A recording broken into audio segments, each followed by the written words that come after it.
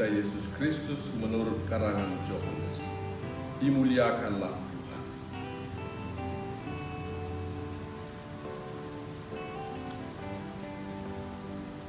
Inilah kesaksian Yohanes ketika orang Yahudi dari Yerusalem mengutus beberapa imam dan orang-orang Lewi kepadanya untuk menanyakan dia, "Siapakah engkau?"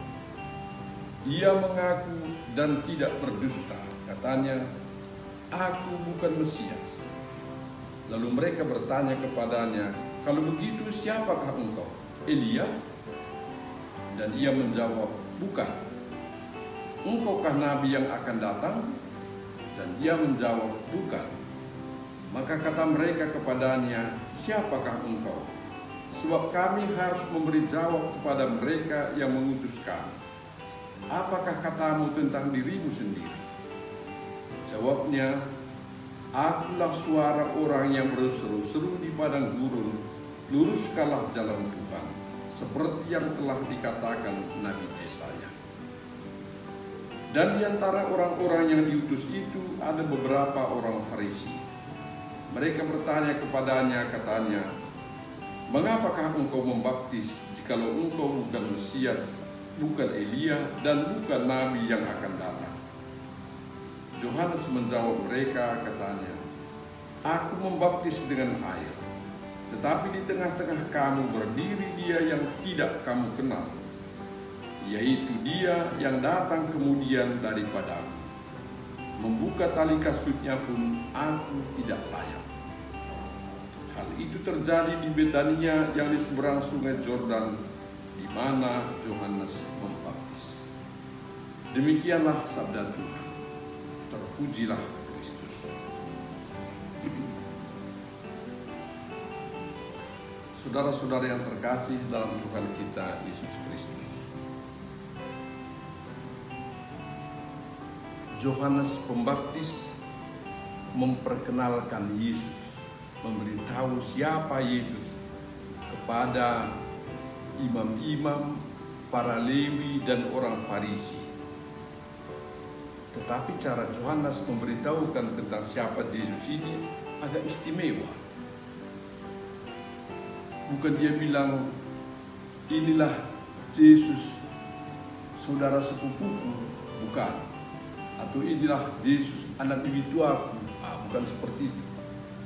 Tapi dia bilang, "Dia yang sudah lama diramalkan akan datang itu, inilah dia. Dia lebih besar daripada aku. Dia ada di tengah-tengahmu, tetapi kamu tidak mengenal dia." Saudara-saudara yang terkasih, orang-orang Lewi, imam, orang-orang Farisi adalah orang-orang yang suka membaca kitab suci. Jadi mereka tahu apa yang dikatakan dalam kitab suci mereka tentang Mesias yang akan datang. Di situ memang ada dijanjikan, ada ayat-ayat yang mengatakan bahwa Mesias akan datang, diutus oleh Allah. Tetapi gambaran mereka itu berbeda, saudara-saudari, tentang Mesias yang akan datang itu. Sehingga karena gambaran mereka berbeda, ya, Yesus Mesias baru yang datang tidak mereka kenal, kata Yohanes. Mengapa mereka tidak kenal? Karena mereka punya harapan yang lain. Selama ini sudah ratusan tahun bangsa Israel dijajah. Ya, tahun 700-an misalnya, sesudah kerajaan Israel terpecah dua, kan, utara dan selatan, Samaria dan Judea. Tahun 700-an misalnya, bagian utara Samaria dijajah oleh kerajaan Asyur. Itulah pembuangan Asyur sekitar 700-an sebelum Masehi.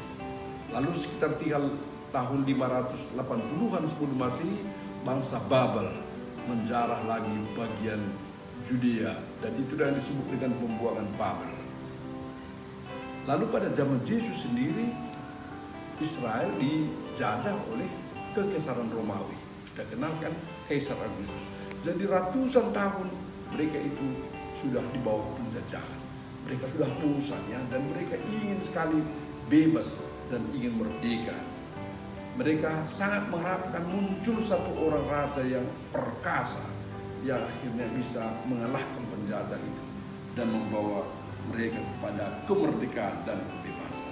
Tidak salah sebenarnya, tetapi justru harapan mereka itu tadi membuat mereka tidak mengenal Mesias yang baru, ya, yang datang melalui Yesus itu, saudara-saudara.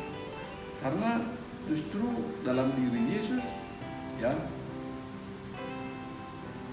kedatangannya sebagai Mesias yang dijanjikan itu adalah untuk membawa bangsa Israel kembali kepada membawa manusia kembali kepada Taman Eden, kembali kepada Allah.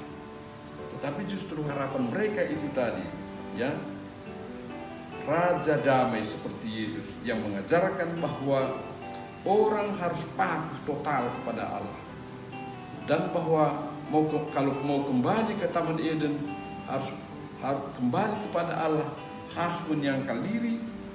Ini tidak laku untuk mereka. Mereka yang mengharapkan kedatangan seorang yang perkasa yang bisa membawa kebebasan dari penjajah tadi. Itu maka kata Yohanes kan, dia telah ada di tengah-tengahmu, tetapi kamu tidak mengenal dia. Saudara yang terkasih, dalam bacaan pertama 1 Yohanes bab 2 ayat 24 dikatakan, apa yang kamu dengar dari mulanya itu harus tetap tinggal dalam kamu. Dan ayat 26 dikatakan, ada orang-orang yang berusaha menyesatkan kamu. Mereka itu adalah para pendusta. Saudara-saudari terkasih, dalam perjalanan hidup kita begitu banyak pengalaman, kejadian, atau orang-orang yang bisa menyesatkan kita. Ada orang-orang yang lidahnya begitu lincah berbicara, begitu pandai bernarasi, tapi sebenarnya dia membawa kita kepada pemikiran yang menyimpang. Ada juga pengalaman-pengalaman kita sendiri pribadi. Pengalaman itu bisa membawa kita kepada harapan tentang kedatangan Tuhan yang tidak benar, saudara-saudara. Kita mengharapkan misalnya mendapat seorang anak, sudah lama kita doakan itu. Jadi bagi kita Tuhan itu adalah yang bisa memberikan kepada keluarga kita kehadiran seorang anak tadi. Kalau tidak terkabul, itu bisa fatal, saudara-saudara. Karena gambaran kita, dia sebagai yang mengabulkan tentang kelahiran seorang anak. Padahal kita sebenarnya dalam beriman itu kita harus patuh total kepada Allah. Dalam doa kita tidak terkabul pun, kita harus tetap percaya bahwa Allah merencanakan yang terbaik untuk kita. Berbeda, saudara-saudara. Jadi kita sendiri harus belajar dengan baik, ya, ajaran iman kita, mengenal sungguh-sungguh siapa Tuhan kita, Mesias itu. Apa yang kamu dengar dari semula harus tetap dalam hatimu, kata Yohanes dalam bacaan pertama tadi. Yesus datang untuk membawa kita kembali ke Taman Eden, kembali kepada Allah, dengan ketaatannya yang total kepada kehendak Allah, dengan memberikan hidupnya, ya, dengan berkorban. Saudara terkasih, sekarang sudah tahun 2021, ya, tanggal 2 hari ini. Janganlah Yesus telah hadir di tengah kita, tetapi percuma dalam menjalani tahun 2021 ini. Nah, kalau keberadaan kita memberi keselamatan kepada pasangan kita, keberadaan kita memberi kemajuan dan keselamatan kepada anak-anak kita, keberadaan kita memberi andil untuk kesejahteraan keluarga kita lahir batin.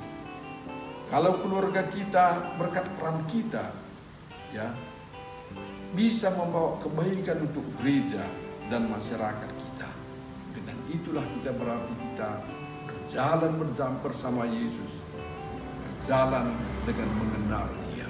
Dengan itu tidak percuma lagi Yesus telah datang di tengah-tengah kita.